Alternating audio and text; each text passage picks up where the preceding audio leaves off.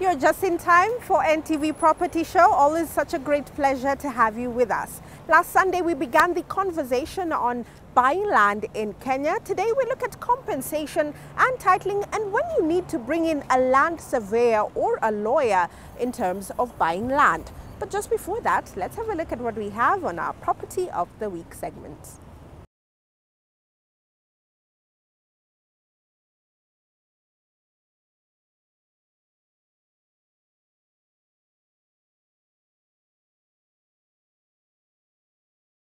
A steel security front door opens into an entrance foyer with sufficient space to leave shoes and relax when it's too hot to stay inside. All the windows are fitted with grills for security purposes. Polished granite floor tiles pave the way into the spacious living area. A higher ceiling counters the warm Kitengela climate. The windows are not only aesthetic but allow in plenty of natural light. Curtain boxes have already been fixed for you to hang either drapes or shears. The dining area is spacious with bright walls that warm up the room. It's big enough to fit a 6-seater table.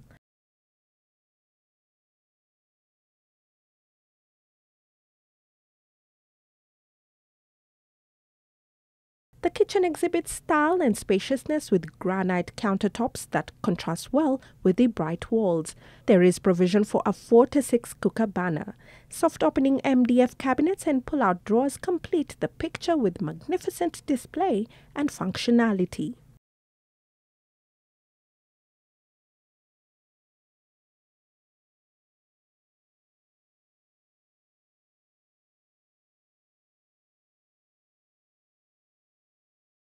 A side door leads to the back porch. The shared bathroom toilet is beautifully designed. Ceramic tiles adorn the walls, giving it visual emphasis, while strips of contemporary tiles add a decorative touch.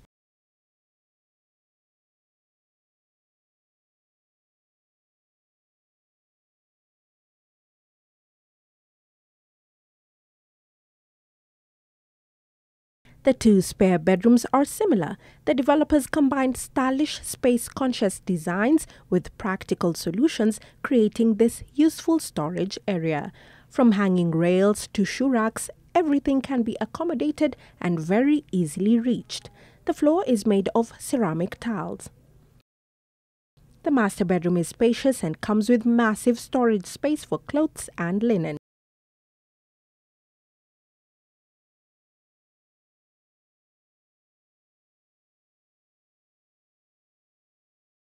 Whether it's creating a new look or complementing what's in your bathroom, bright wall tiles set the tone and can be a profound accent onto the overall space. Electricity is prepaid and a borehole in the neighborhood ensures that any hiccups in the Kitengela EPZ water supply are not felt. Located off Kitengela Isinya Road, New Valley Estate is in one of the upcoming suburbs of Kajiado County. A police station, banks, schools, hospitals, supermarkets and major shopping malls are nearby.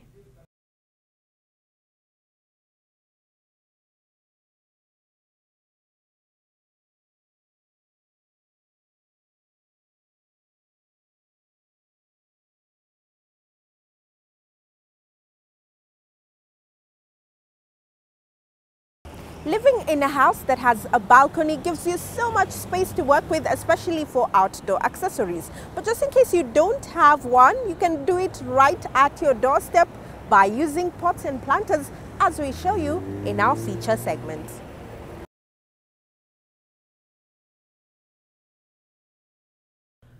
Using outdoor planters is the perfect way to create beautiful container gardens for your front porch, patio or any outdoor space.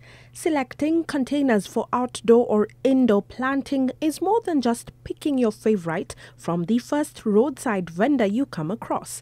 Besides choosing a style, shape and color that suits your decorating theme, you also need to consider the material from which the containers are made. The pots and items that we see here, they're made in Watamu and soon going to be manufactured in Isinya. We buy the product all locally made, using concrete, using additives, and using extra chemicals that we get from outside. Pots and planters allow for creativity and flexibility when designing a garden that fits specific needs for your home.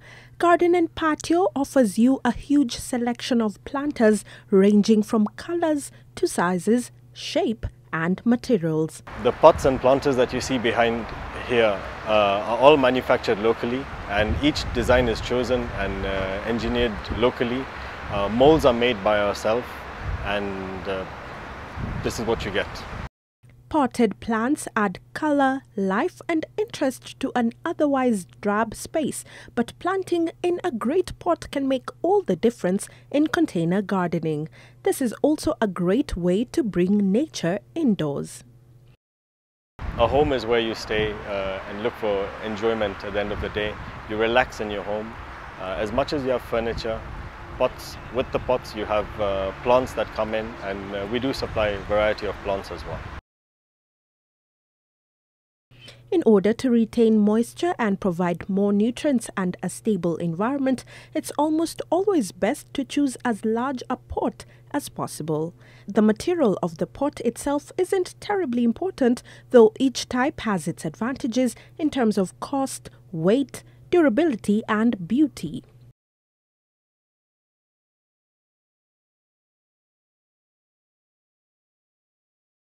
Pay attention to your potting mix. It should be light and fluffy, like Pro Mix from a nursery. It should be replaced if it shrinks down, or if a thorough watering takes too long to percolate, or if water runs right through, a sign that the soil's packed tight and cannot absorb anything.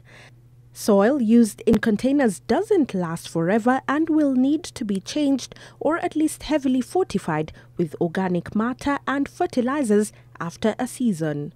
Remember too that plants often have different requirements for moisture and fertilizer, so it's a good idea to choose compatible plants, just as anyone who has ever kept an aquarium knows to select fish that get along. It's also possible to nest smaller containers within a larger one, so each plant can get more targeted doses of resources. Clay pots may be glazed or unglazed, colored or patterned, light or dark in color.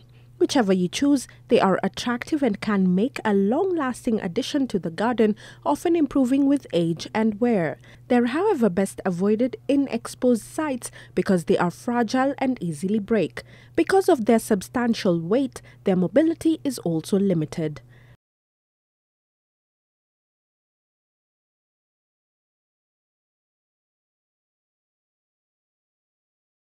By nature, metal containers are long-lasting and can be heavy, especially the lead ones, which makes them good for open sites. They can also be very stylish and rich.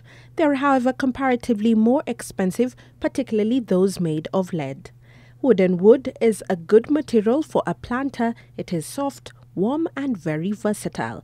It weathers beautifully if treated and suits a very wide range of situations. However, they need regular treatment with preservatives to keep them looking good. Stone pots and plants also look good and give a feel of permanence, especially once it has become colonized with mosses and lichens in an informal garden. Genuine stone containers are very expensive, and often many people feel that a concrete alternative gives better value. Their mobility is also limited due to their weight. Now, our products are available for everyone, whether you have an apartment or whether you have a townhouse or you have a large house. We have products for each and every one out there. We have a price range for each and every one. A small set of 4 small geddes start at maybe 10,000, and a large Vipingo going for 35,000. Depending on what you're getting, we have a range for each and every one.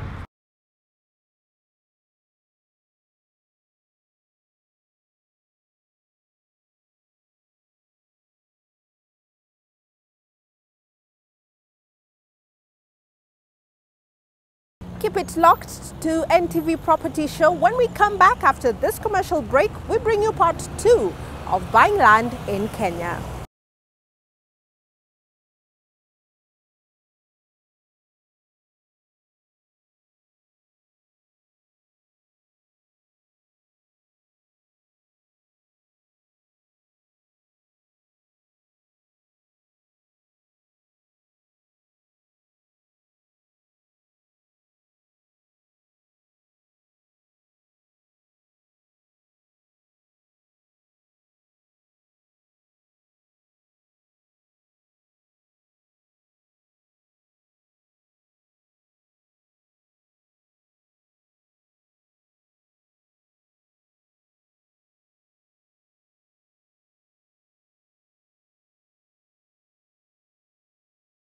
Last Sunday, we began the conversation on buying land in Kenya. We looked at what qualifies as prime area here in Kenya, as well as how to invest, whether you have minimal savings or not.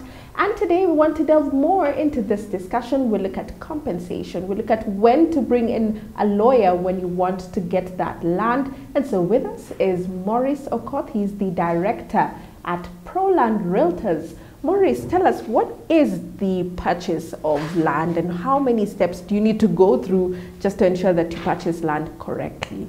Firstly, I think going to buy land, you have to see the land. That's the basic rule. Go view the land. If you like the land, decide whether you like the land or not. Look at the shape of the land. Okay? If the land is a triangle, ask yourself, what can you put up in a triangle shaped piece of land? Look at the soil.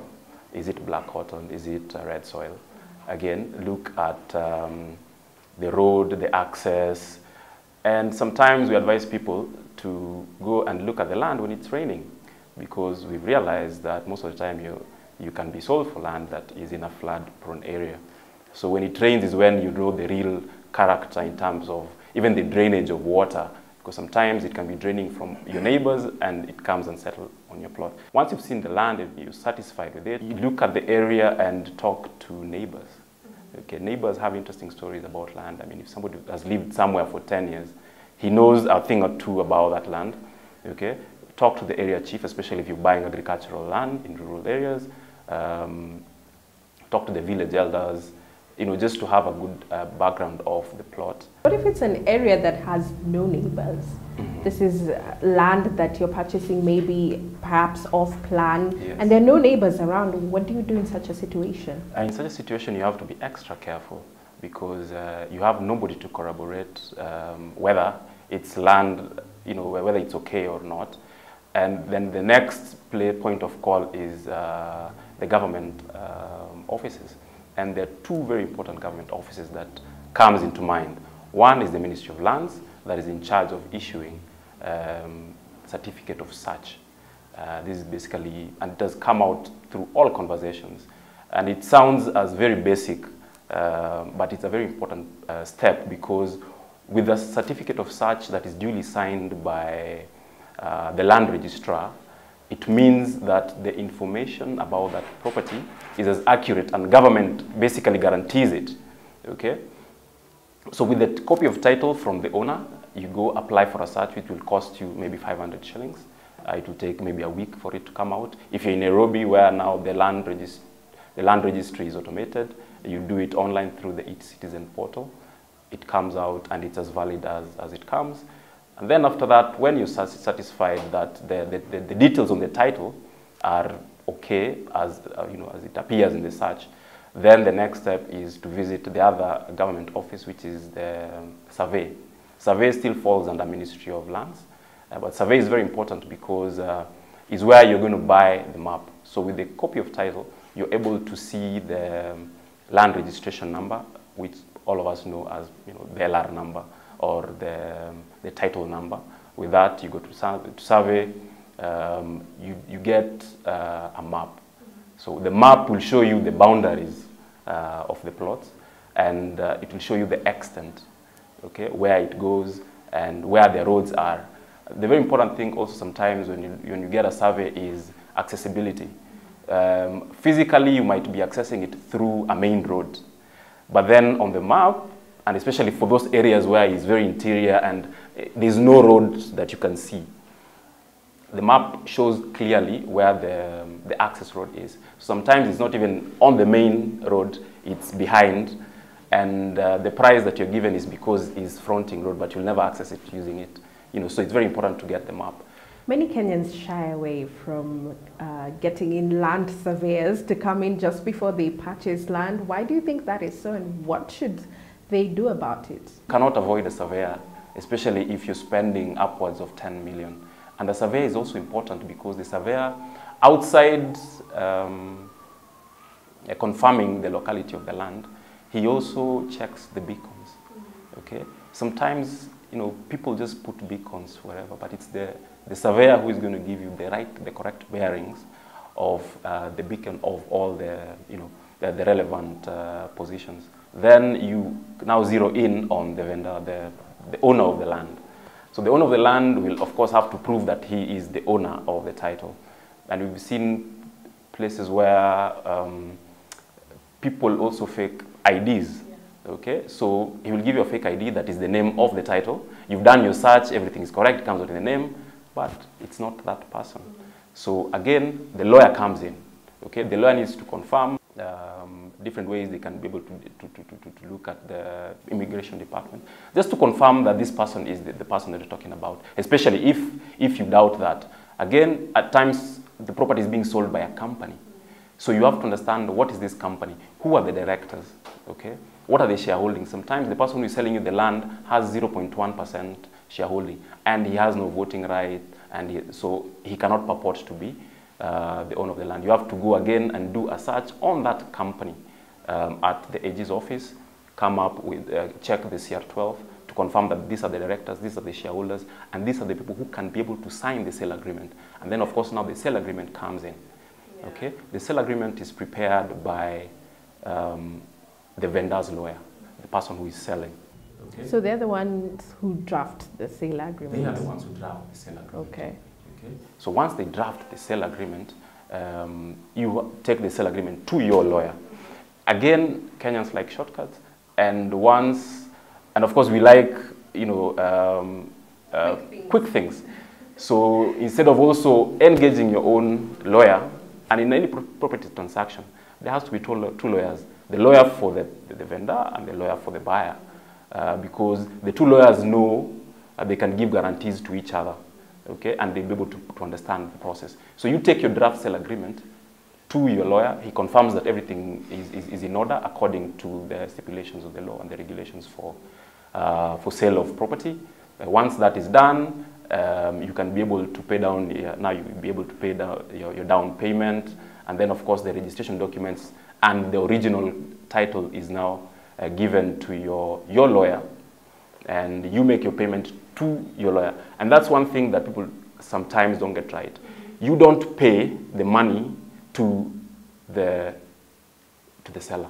You pay to your lawyer. You pay to your lawyer. Let your lawyer give it to because you know the lawyers have a professional indemnity to safeguard you. So if that money is lost, you have a recourse and you can go through LSK. But if you decide to give that money to that person and it ends up directly and it ends up there's no money trail, and sometimes people like transacting in cash, which again is a wrong thing. For any property transaction, whether you're buying it for 10,000 shillings, do a banker's check, do a transfer. You know what that helps you with? It helps you, it gives you the confidence that the person who is selling the land has some record somewhere. Okay, so if he has a bank account, then that bank has his details. So if things go wrong and an investigation is done, then they're able to pursue that from the bank. When did he open the account? Who is he? So that there's a background, a whole background to it. So you don't advise much on cash sales? We don't have, yeah, and in fact, any cash sale that you do, the risk is 100% on you.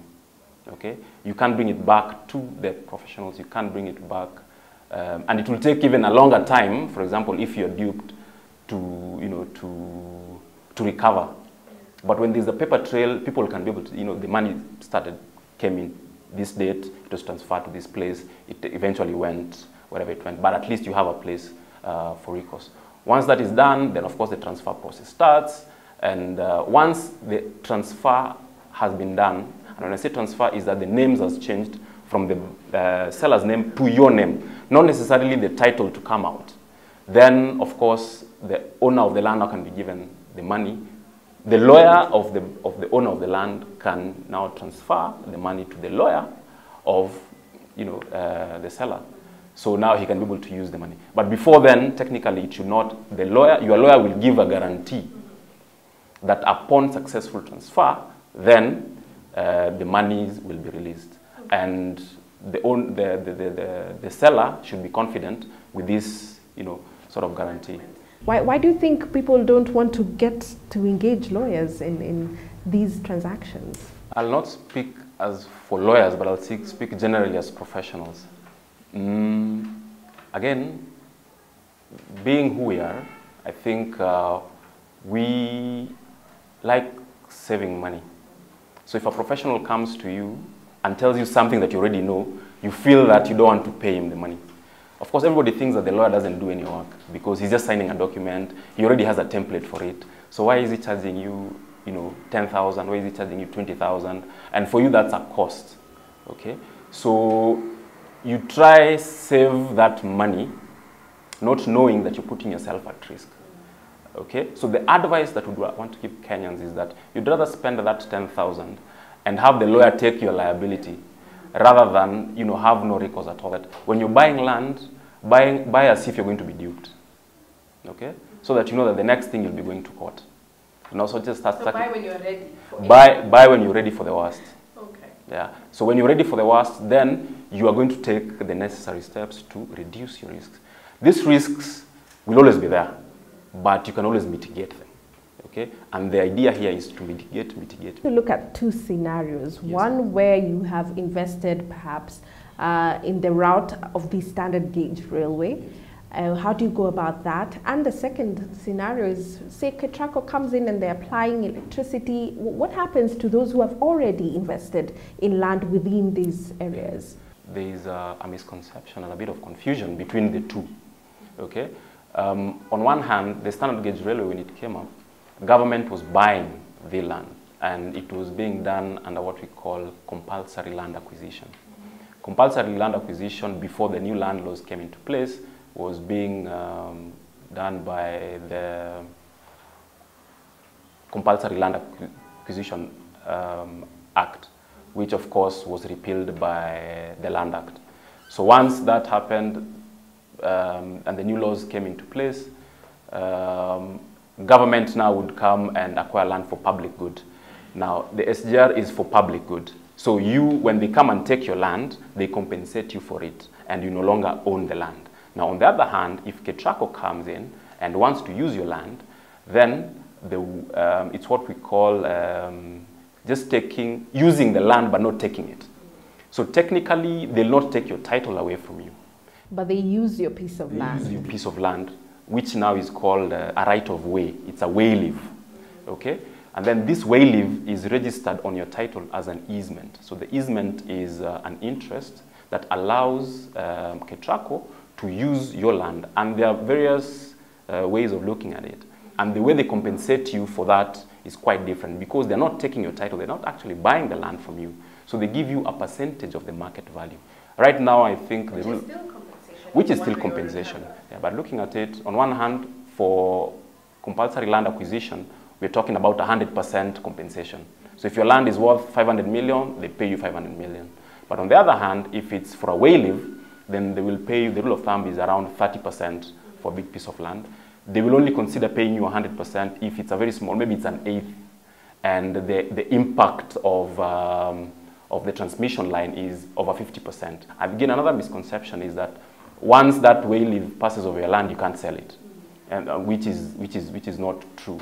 Steps to purchasing land may seem too many, but for those who have been duped in recent times, not all is lost. You can still purchase land, but make sure you follow through these crucial factors to ensure that you get the right land and at the right value.